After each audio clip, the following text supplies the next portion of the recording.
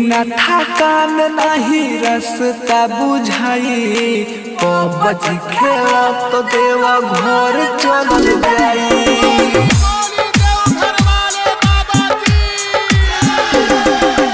बाबा करी कृपा नहीं पौआ दुखाई पबज खेला तो देवा घर चल जाई।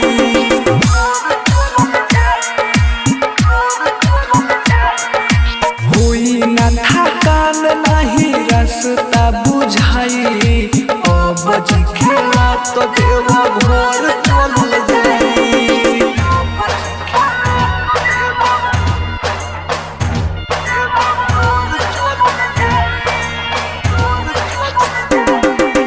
डीजे कंचन राज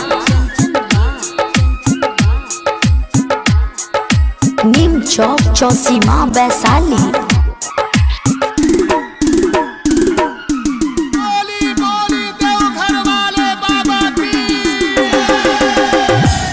करी है दुखावा बाबा सोहनते तू चल रे खेलत कूदत चलल जाई देव घर रे।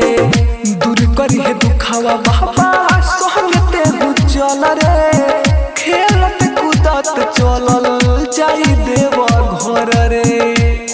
जनी बहरा हो आगे बढ़ हो जनी बहरा हो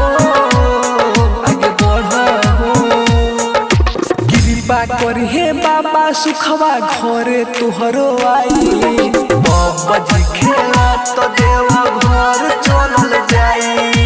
होई ना थकान नहीं रास्ता बुझाई पबज खेला तो देवा घर चल जाई। मिक्स पल्लवी रिकॉर्डिंग स्टूडियो मठिया मोड़। डीजे कंचन राज नीम चौक चौसीमा वैशाली।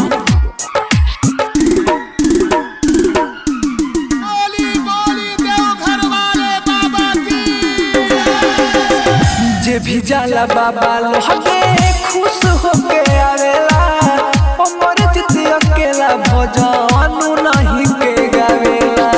जे भी जाला बाबा लोगे खुश होके आवेला हमर जित अकेला भजन नहीं के गावेला।